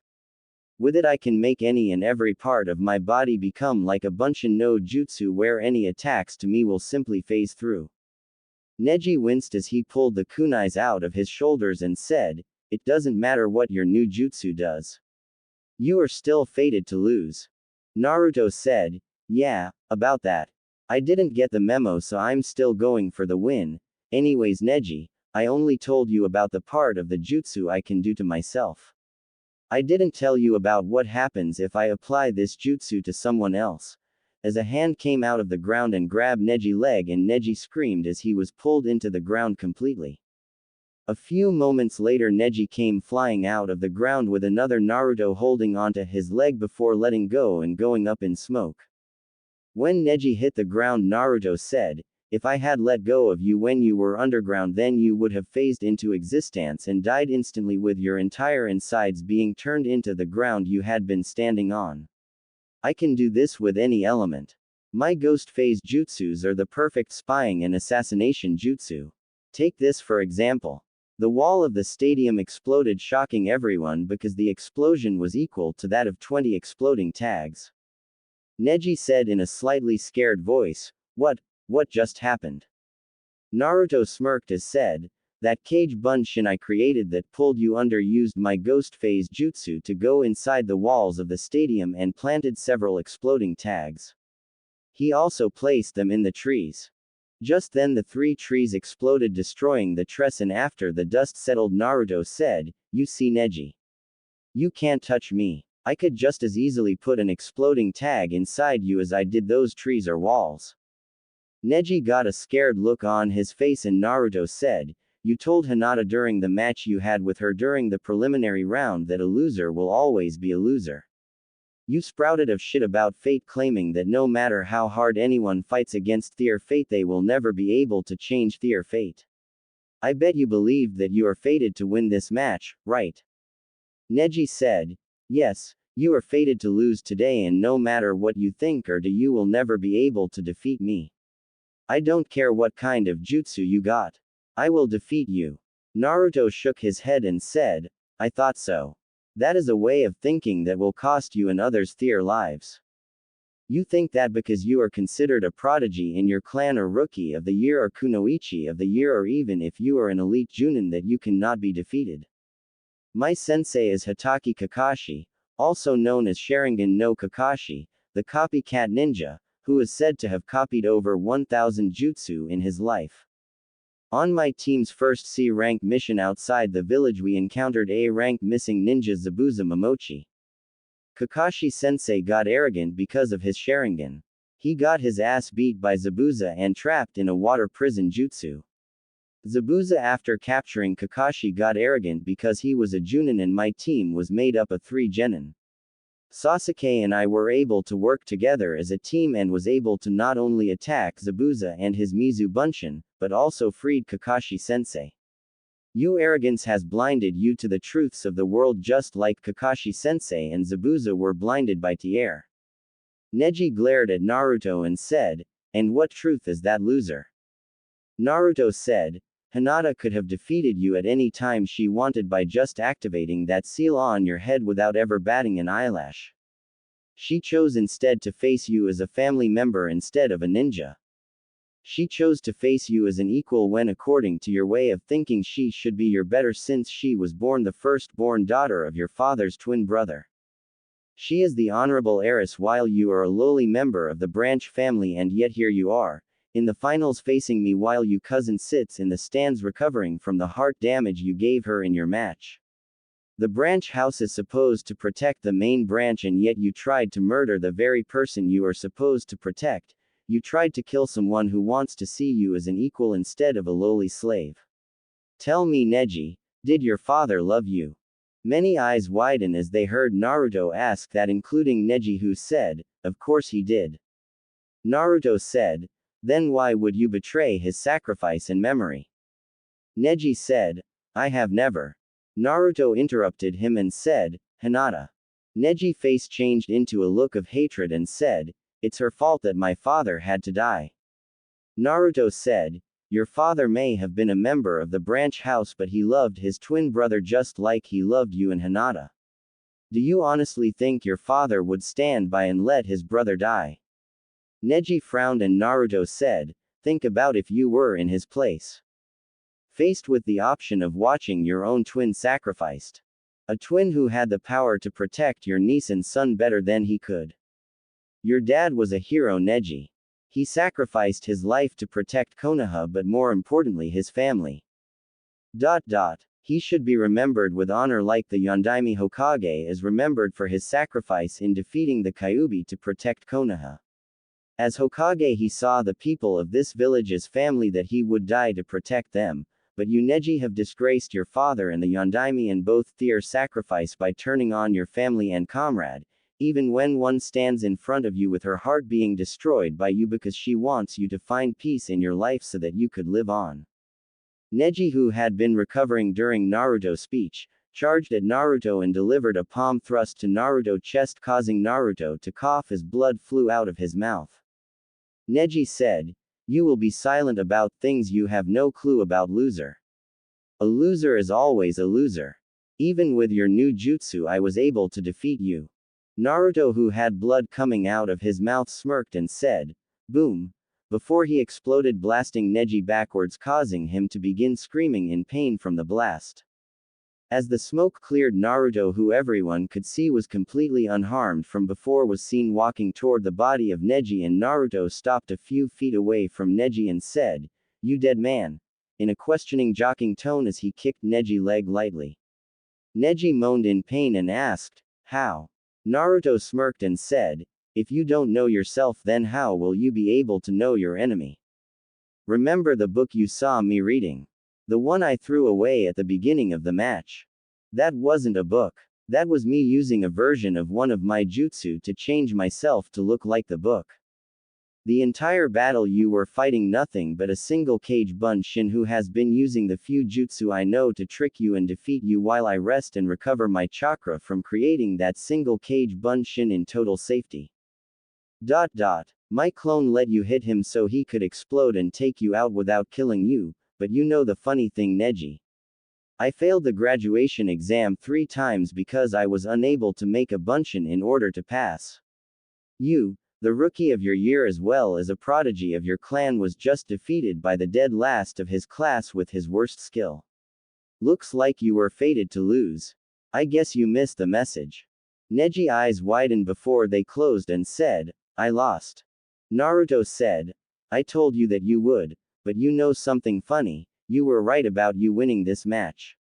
Proctor, call the match. I quit.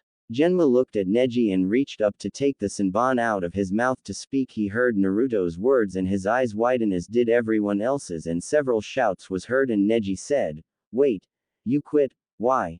In a pain-filled voice. Everyone quitted down to hear why Naruto said he quit, and Naruto looked at Neji and said, You know Gaara, the red-headed guy over there who fought your teammate Lee during the preliminary round. Well, Gaara tried to kill Lee while he was in the hospital 2 weeks ago. Shikamaru and I both found him and was able to stop him, but when we stopped him Gaara told me something very important. He's the Jinchuriki of the Aikibi no Shukaku. He has the one-tail Biju inside of him. Everyone but the Suna Nin's eyes widened and Naruto said, Gaara claimed his father, the Yondaime Kazekage, had the Aikibi sealed in him to make him Suna weapon. Jinchurikis come in 2 categories. Those who have a Biju sealed in them for the purpose of being weapons of war, and the second category is when a Biju attacks a village, like the Kyuubi did, and the Biju is then sealed away into a small child, usually an infant, for the sake of protecting the village. One Jinchuriki is used as a sword and one is used as a shield. Neji said, How do you know about Jinch, whatever that word is? Naruto closed his eyes and said, Gaara is a sword, I am a shield. Everyone's eyes widened who didn't know, and Naruto said, When the Kyuubi attacked Konoha, the Yondaime sealed the Kyuubi no Kitsune inside of me to protect Konoha. He asked that I be seen as a hero, but the Sandaime wanted me to live a normal life, so he made a law saying it was illegal to talk about the Kyuubi being sealed in me. The reason I quit is because I am trying to protect Konoha and save the lives of our fellow Konoha shinobi. You remember I blew up the wall and those trees. I did that for a reason. Neji asked, Why? Naruto said, You notice my teammate Sasuke hasn't showed up yet. Kakashi sensei has been personally training Sasuke this entire month. Problem is Kakashi sensei is 3 hours late for everything. Sasuke will be late for his match and his match will be postponed until the end of the first round, even though if it was anyone else they would be disqualified. That means Shino and Kankuro match would be next. By destroying the trees like I did and causing them to fall, I made it where Kankuro, who is a puppet user, doesn't have any place to really hide, so he will have to work faster to attack Shino, which will cause him to make a mistake, while the debris from the wall and trees will give Shino room to hide his clan partners who are bugs. No disrespect to the Aburame family, but I don't know really anything about insects besides the general term they are referred as. Anyways, both Shino and Kankuro are long-range fighters. Shino will be able to cut Kankuro chakra strings as soon as he makes and drain him of his chakra, so odds are Shino will win his match and quickly unless Kankuro uses poisons. Then it will most likely come down to a draw. Up in the stands Shino nods as does Shikamaru while Kankuro frowned. Naruto looked at Neji and said, But then there is Shikamaru match. Tamari is a long-range wind user, but Shikamaru not really a long-range fighter. I know he's a Nara and I saw what his family jutsu can do, but I also saw a single flaw with Shikamaru jutsu during the preliminary round he had with that kin girl. He made his shadow very thin in order to stretch it out longer. That means he only has a set area he can cast his shadow. Up in the stands Shikaku raised an eyebrow and thought, Interesting, let's see how much he figured out. Shikamaru on the other hand thought, Troublesome.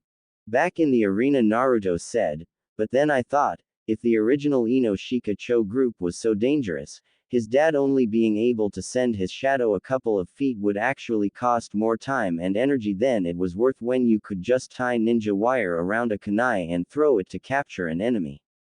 That was when I came up with a theory, there must be some way that the Nara can make their jutsu stretch longer. It might be just adding more chakra to it, but if that was the case, why did Shikamaru make his so thin when that would require more energy and concentration than he likes to use? I also thought what would be a weakness for his jutsu. I'm not sure if I am right, but I had to take a chance. Since the sun sets in the west, I'm hoping by knocking out the wall Shikamaru jutsu will be weakened with more of the sunlight coming into the stadium, making it where he won't be able to attack Temari as easily, so she can quickly take him out with a long-range jutsu. Neji said, so you would sabotage a fellow Konoha ninja. Naruto said, if Shino beats Kankuro, then he will most likely be too tired to fight in the next round. If Shikamaru somehow beats Temari, then he will also be too tired for another match. In that case, with both of them now knowing about Gaara having the Aikibi in him, they will forfeit their matches against him. With both Shino and Shikamaru matches going so much quicker thanks to me changing the field, then Sasuke will be disqualified and Gaara will win. Temari and Kankuro won't fight their brother, so Gaara will win the tournament without ever fighting anyone, so he won't have a chance to kill anyone during this tournament. Neji said, but if you're one of those Jinchuriki, then why don't you fight him? Naruto said, you have no idea what you are asking. Battles between Jinchuriki should be far away from civilians and villages. Jinchuriki are thought of weapons of war for a reason. Neji. Iwa has two Jinchurikis, the Yonbi and the Gobi, who are sealed inside the sons of the Nadaime Tsuchikage. Kumo has two, the Hachibi and the Nibi. One is sealed inside the brother of the Yondaime Raikage and the other is sealed in his niece. The Sanbi is sealed inside the Yondaime Mizukage. Gaara up there has the Aikibi and he is the son of the Yondaime Kazekage. I have the Kyuubi sealed in me by the Yondaime Hokage. If you notice, all the Jinchuriki are related to the leader of their village in some way to help form loyalty to their home village. Odds are I am somehow related to the Yondaime or one of the other Hokages, and I bet I'm not the first Jinchuriki of the Kyuubi Konoha has had. I mean, think about it. The Shodaime fought the furball and then it disappeared until the day I was born. You can't kill them, so odds are it was sealed in someone or several someones who were related to the Hokage in some way, and odds are the reason the furball attacked the village is because the person it was sealed in died, releasing the bastard. But when you think about it, it kind of explains why each of the villages with a Jinchuriki is referred to as one of the Great Five Villages. Anyways, I'm done. You're too injured to continue. I'm going to get a bowl of ramen before the Sandaime tears me a new one for revealing the truth about Kyuubi being sealed in me. Shino, Shikamaru, good luck to both of you and please do your best in your first matches. Don't face Gaara. As he turned and started to walk away. The voice of the Sandaime Hokage said, Naruto, wait. Naruto stopped and looked up at the Sandaime, who said, you're right on both guess. The Kyuubi was sealed in the wife of the Shodaime Hokage and then later in the wife of the Yondaime Hokage. Someone discovered their secret marriage and the fact they were expecting a child and attacked her right after she gave birth to you and critically wounded her, which led to her death and the Kyuubi escape. Your mother's name was Kushina Uzumaki Namikaze and your father was Minato Namikaze. I've hidden the truth all these years in order to protect you from your father's enemies and to try and discover the identity of those responsible for releasing the Kyuubi.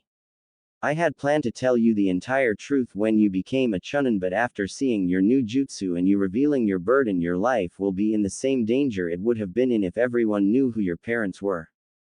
Naruto smiled and said, thanks, now please hurry up these exams because I know Sasuke won't listen to anyone and will try to fight Gaara.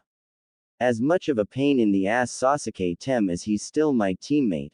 Besides, all the fangirls will most likely commit a mass suicide if he got killed just so they could be with him again. Konoha needs our fangirls. Neji choked and said, why? Naruto looked at him and said, in the event Konoha is ever attacked, fangirls are used as cannon fodder and enemy communication disruptors. All the guys in the stands began to nod in agreement before several screams and shouts of Naruto name was heard, causing Naruto to pale before he said, see ya, as he shushined away. Hiruzen sighed and said, Genma, Proceed. If Sasuke not here in 2 minutes then disqualify him. Genma said. Right. As he ignored the shouts of disagreement. Naruto phased up inside of the chair Hiruzen was sitting in before placing a note he had in his hand inside of Hiruzen's palm before phasing back into the ground. Hiruzen blinked as he felt a piece of paper appear in his hand and turned his hand sideways and read. Gigi. Suna and Oto have allied together. Enemy ninja outside the walls, around 1000, cage fake, it's Orochimaru. Placed 3 exploding tags inside him. He had some weird sword inside him I took also.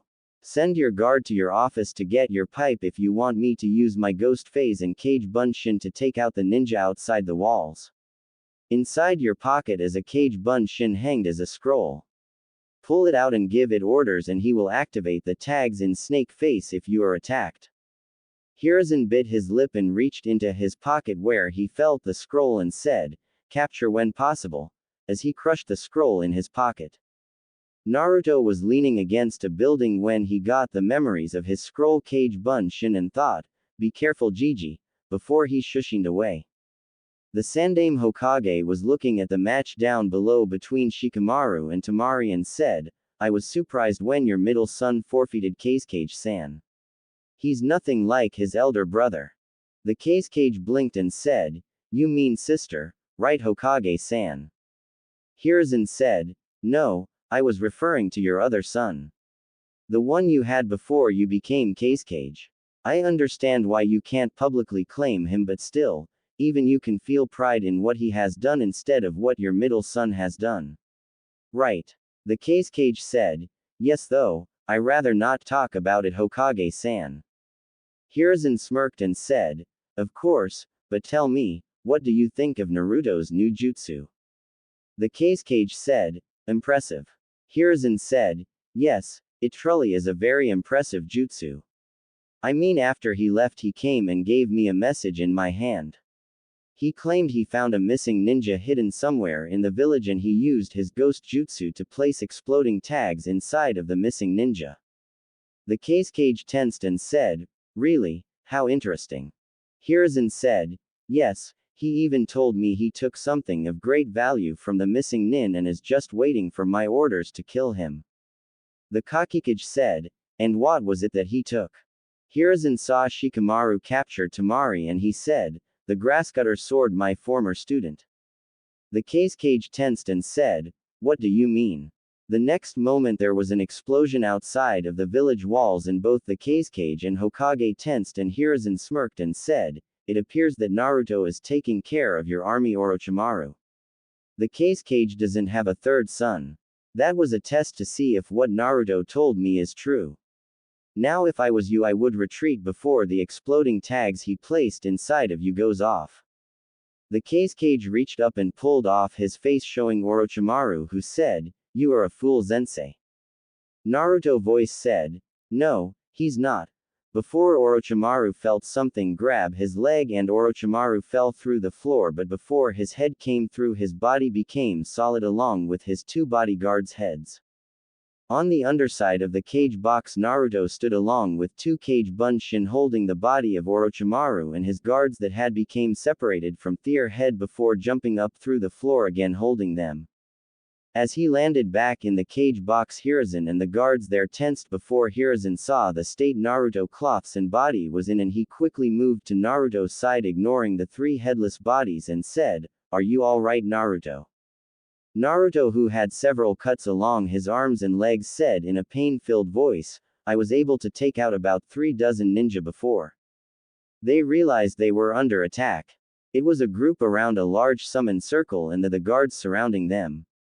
That explosion was me taking out the summon circle. I'll be fine. The furball is good for something.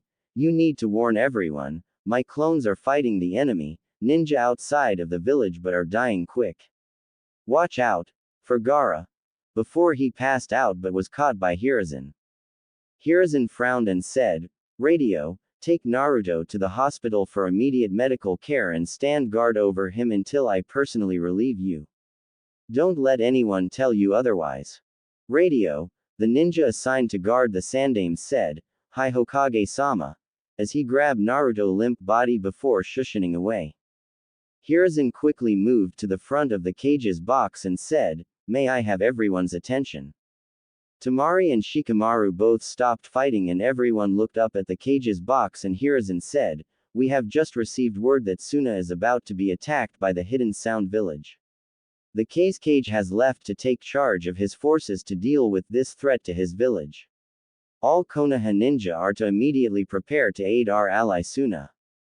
A puff of smoke beside the Hokage showed an Anbu in an ape mask who said loud enough his voice carried over the entire stadium, "Hokage-sama, the cage has been killed by S-rank missing ninja Orochimaru and his body has been taken by sound ninja who are preparing to attack the village. Naruto Uzumaki is currently engaging the enemy." Hiruzen turned to the crowd and said, "The chunin exams are hereby cancelled. All Suna and Odo forces spread word about the death of the cage and the attack on our village. Chunin, begin invasion protocols. Anbu, move to the walls and prepare the counter-offensive. Junin, protect the VIPs and the village and eliminate any threats. I'll be moving to take care of Orochimaru myself. Move." Several sound ninja immediately jumped to their feet but were killed by Konoha and Suna ninja, though the last were looking confused and unsure at first. Hiruzen, seeing the fighting begin, moved to Orochimaru head when a chuckle was heard and the mouth of Orochimaru head opened and another Orochimaru appeared and said, "Hello Sensei." Hiruzen frowned and said, "My former student, how far have you fallen to create something like that?" As he moved into a defensive stance while quickly shedding his cage robes showing his armor underneath. Orochimaru said, "It appears even without the 9 tails warning you were prepared for me."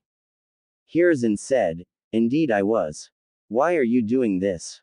Orochimaru said, "Because I can't stand peace. Peace is an illusion that causes the world to stagnate. Only when the world is in motion can the world evolve. It is unfortunately that I had to shed my body in order to rid myself of those explosive notes, and the loss of my sword is a minor inconvenience but nothing that will cause me too much trouble."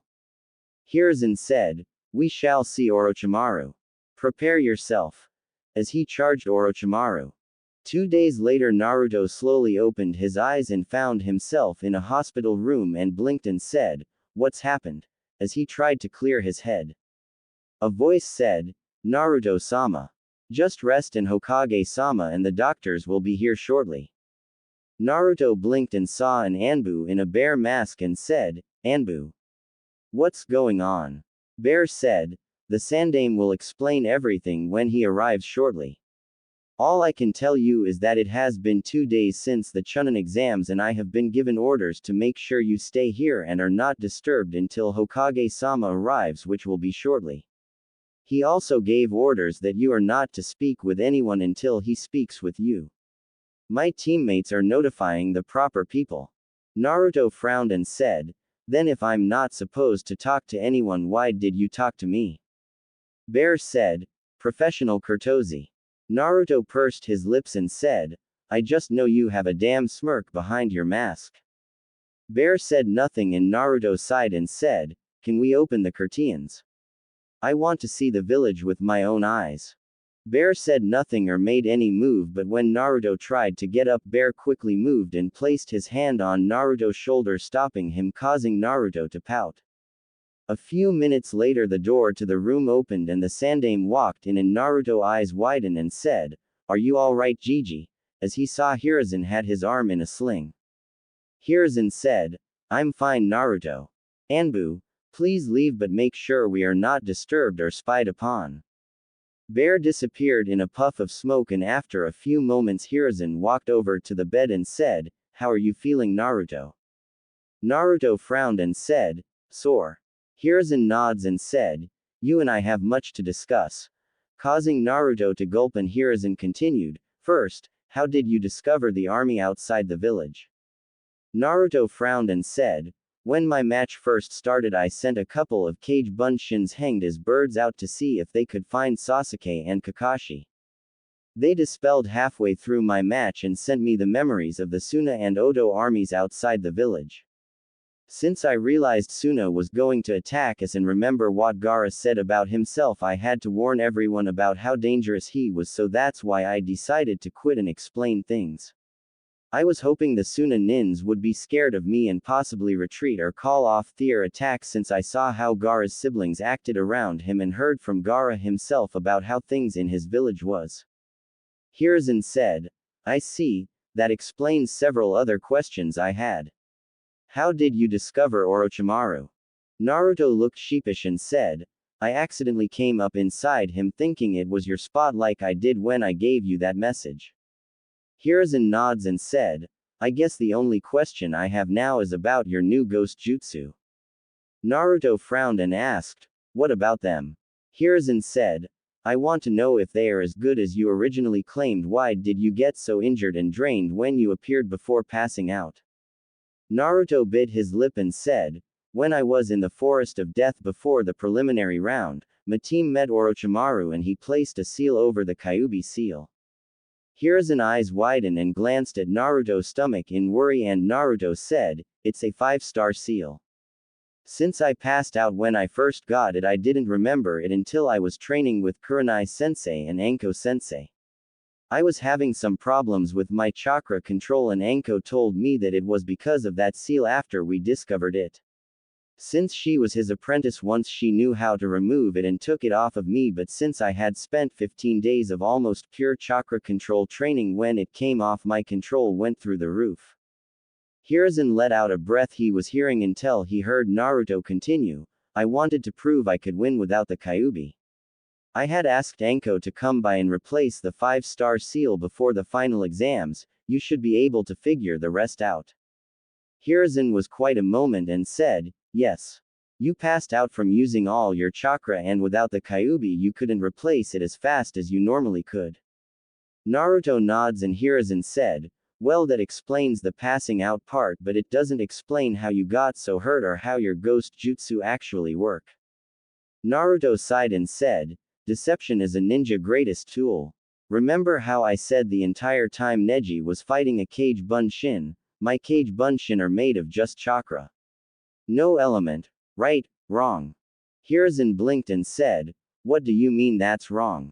Naruto said, Kurenai sensei explained the difference between knowing a jutsu and mastering a jutsu. I found out through a lot of trial and error that a Kage Bunshin is actually made up of air.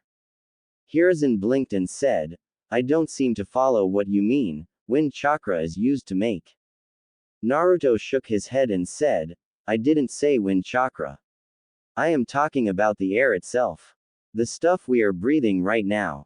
That everyone breathes. I guess you could say wind chakra is actually a sub-element to air. When you make a Kage Bunshin, the air that is in the spot it is created is pulled in and trapped in the body, while whatever extra chakra that's left over is dispersed back into the air, which is what the smoke is from. Hiruzen nods and said, I think I see where you are going with this. So if a Kage Bunshin is actually a clone made of air, how is that related to your ghost jutsu? Naruto said, I was originally trying to figure out a way to make my Kage Bunshin last longer, and after an argument with Anko sensei about Kage Bunshin not being made of an element, which is why it couldn't take any damage like others could. Once I learned that air is actually an element and Kage Bunshin was a jutsu made from it, I started to try and figure out how to manipulate the element inside the clone to my advantage, which is how I learned my clones can control the density of the air inside it, making it thicker or thinner. Making it thicker turns it into an exploding shadow clone, but making it thinner, Hiruzen said, makes it a ghost clone. Naruto said, mostly. It took a lot of trial and error, and you should have seen the look on Anko's face the first time I successfully had her punch phase through my clone before he punched her in the face, but there are weaknesses that comes with the ghost clones. Hiruzen said, what exactly? Naruto said, my ghost clones can last longer than the Kage Bunshin, but if my Kage Bunshin use the phase ability for too long they will become too weak to be stable and pop. So far my Kage Bunshin can only go ghost for 5 minutes before they pop. Every time someone attacks them, the actual movement from the item going through them causes the air inside to speed up and can cause that part of a clone's body to become solid after the hit. So there is a couple of second window where if someone hits a spot and hits it again, they could dispel my ghost clones like a cage bun shin, which is why when my cage bun shin realize someone has figured this out, they use that added speed of air from the punch to help turn itself into an exploding clone. Hiruzen said, "Impressive. I notice your vocabulary is larger now." Naruto looked sheepish and said, "Kurenai-sensei made me read a lot of books and she questioned me about them. I had to read a dictionary once every day with a cage bun shin." Hiruzen nods and said, "Well, you explained the weakness of your ghost clones, but what about the real you? How did you get so hurt, or is it that only your cage bun shin that can use your ghost jutsu?" Naruto said, "Not exactly. My cage bun shin can use it for offense and defense like it did against Neji, but the real me can use the ghost jutsu for defense but not offense." Hiruzen said, "Explain." Naruto looked in thought and said, "I learned when I make a henge I was never doing it right. I was coating my entire body with chakra and trying to make my body real, which in essence I was. I can change everything in my body but my chakra network. That makes it where I can turn my body into a cage bun shin like they can, but if someone was able to attack my chakra network, then the part that is hit would become solid until I rephased it. I learned that when I am phased out I can move my chakra network. Bend it, shape it, change it. I can even regrow it, which is how I know that if I become solid in the ground I can lose a limb or die." Hiruzen's eyes widened and looked at Naruto's body, and Naruto said, "I lost my feet a couple of times, but I think it's something I got from the fox. I can convert chakra into a physical body, though it takes a lot out of me and it hurts badly." Hiruzen said, "So you're able to reform lost limbs?" Trying to hide his worry. Naruto said, "Yeah, that's why I retreated and came to tell you. I was fighting some Suna nins and they were able to use swords made out of wind to cut my arms off by cutting the chakra network I had in it, and I had to regrow them. Luckily with my ghost clones' help I was able to take them out, but I felt so weak after killing that group around the summoning circle that I knew I couldn't keep going and had to fall back while my clones kept attacking. The injuries I had was from constant attacks after the Suna nins learned about my weakness. Luckily all of them that saw it are dead." Hiruzen said, "I see. What are your plans for these jutsu you made, Naruto?" Naruto looked down and said, "I think that if anyone beside me tried to use them they could accidentally kill themselves, so I don't want to teach them to anyone, at least until I learn everything about them." Hiruzen said, "I agree. I am officially listing all your ghost jutsu as kinjutsu." Naruto said, "So what happened with the invasion? I guess we won since you're here right now." Hiruzen said, "Thanks to you we won, but Orochimaru escaped." Naruto's eyes widened and Hiruzen said, "Orochimaru has his own kinjutsu that allowed him to repair his body similar to a snake shedding its skin. You did weaken him and allowed me a chance to trick Suna into believing Odo tricked them. Which reminds me, everyone believes that Odo tried to attack Suna and that Orochimaru killed the Kazekage. If anyone asks about the Suna nins that you attacked and killed, tell them that you thought they were imposters since Suna is our ally." Naruto asked, "But why? Were they really imposters?" Hiruzen said, "No. Suna had betrayed us, but by claiming you thought they were imposters, then that makes it easier for Suna and Konoha to become allies again. Especially since Orochimaru did kill the Kazekage. We're just not sure when he killed him, so he could have been impersonating the Kazekage when he had Suna betray us. By giving Suna a chance to blame Orochimaru, then we can become allies again. Something both villages need since we are both weakened from the attack." Naruto said, "I see." Hiruzen said, "Now I know you probably have more questions or want to get out of here, but I can't let you leave the hospital until tomorrow and I have to return to my office. Tomorrow you will be dismissed and an Anbu will bring you to my office." Naruto, who was confused, asked, "What do I need to come to your office for, Gigi, and why can't I get out?" "I feel fine." Hiruzen said, "2 men were caught sneaking into the village earlier looking for you. They are part of a criminal organization called Akatsuki. They want you because of the Kyuubi. The two men were able to escape and Kakashi is in a coma right now after he fought these two men to protect you along with several other ninja. Tomorrow when you get out you are going to meet your godfather Jiraiya who is Konoha top spy master. Naruto said. I know who he is. In a dead tone. Hiruzen raised an eyebrow and Naruto bit his lip while looking down and said, when Gaara told me about himself I realized there was others like me out there. Gaara scared me. I didn't know if I would become like him someday. I wanted to find out more about Jinchuriki so I figured the only place that would have any information about them beside you would be the Anbu headquarters. I used my ghost jutsu with my Kage Bunshin to sneak into the Anbu record room, that was how I knew all about the other Jinchuriki I mentioned in the exam. I also read my file in there. It had my parents' names as well as Jiraiya as my godfather and Makoto Uchiha as my godmother. Hiruzen frowned and said, I see. Naruto interrupted him and said, I'm a little tired Gigi. Hiruzen nods and said, I understand. Get some rest and I am sorry. As he turned and started to walk away. Naruto said, hey, did anyone get promoted? Hiruzen smiled and said, yes, Shikamaru and you both did. Congratulations Naruto. Naruto eyes widened and a smile formed on his face and said, thanks Gigi. Hiruzen said, don't thank me. You earned it by not only showing great strategy but also leadership qualities. We will discuss this further tomorrow when you arrive in my office. Naruto nods and said,